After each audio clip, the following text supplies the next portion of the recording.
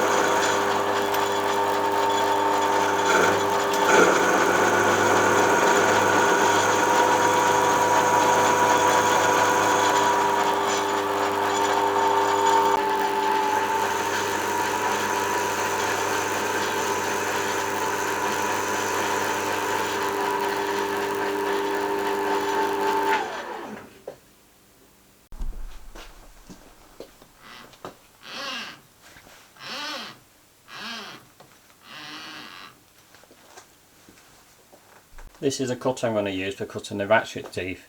It's just an ordinary 60° Woodruff cutter.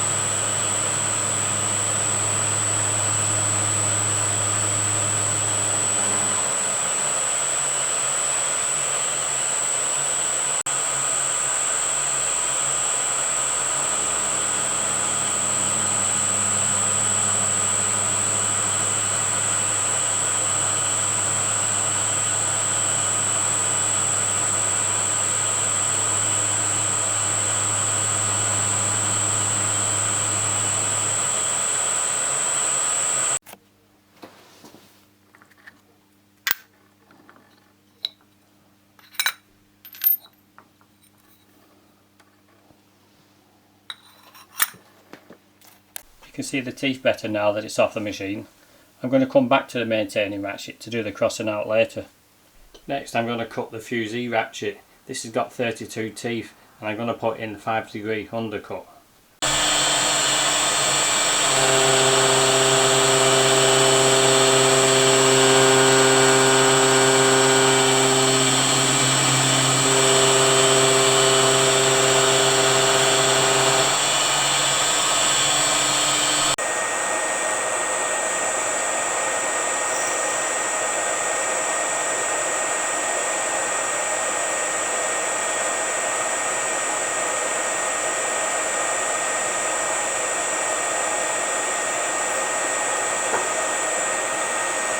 Now that I've done that, I can take it back to the lathe and part it off to the right thickness. Well, that's the fusee ratchet complete. Earlier I said I was putting in 5° undercut. I'll explain what undercut is for anyone who wants to know. If I cut on the centre line, this is what it looks like.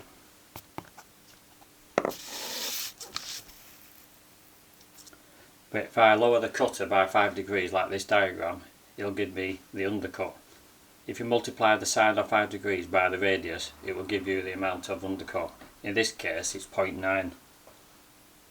With undercut, this is what the tooth looks like when it reaches centre line. We need this to help the click engage.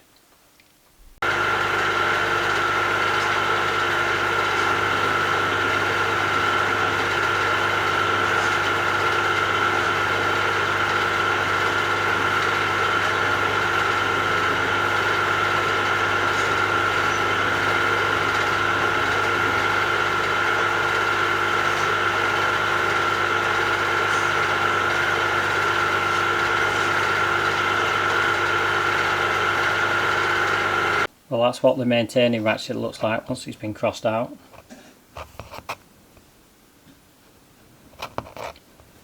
Next I need to make the click.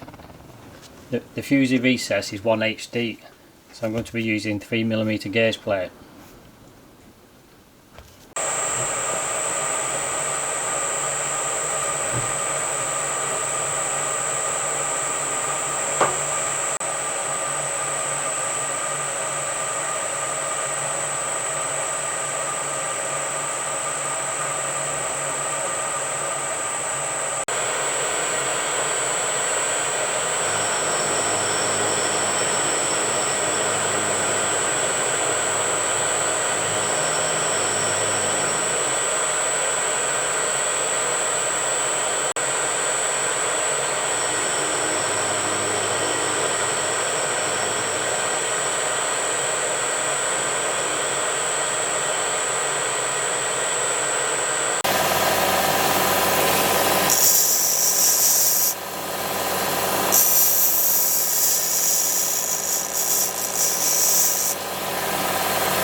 Well, that's the click made. I made myself a little jig for setting it up. The shape of the click's not important, but the bit that is important are these two faces, the front face and that face. It must engage right. I don't know if I can show you. So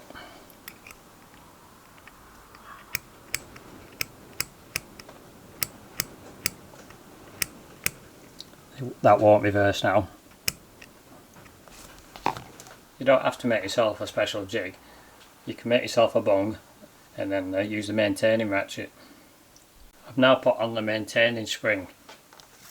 When assembled, this pin goes in between the spring and on the right hand side of this aperture. Looking from back of the great wheel, this is what the pin should look like.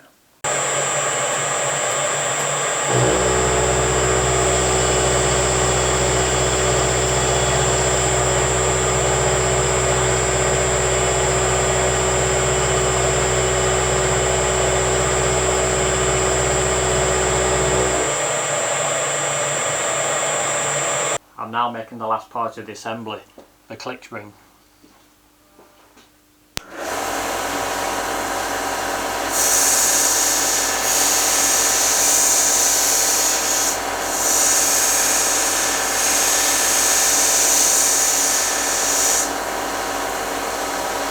Well, that's the click spring made. I'm still experimenting with it at the moment to get the tension right. Once I'm happy with it, I'm going to pin it. The actual ratchet wheel in the middle, that gets fastened onto the fusee. Right, I'm happy the way it works. So what I did, I put in this little pin here. So what I'll do now, I'll assemble it and then we'll take a look. Now that it's assembled, you can see what it looks like from the back. You can see the slip washer. Well, that's what it looks like from the front. I'll try winding it. This winds in a clockwise direction. You can either click, but it won't go backwards.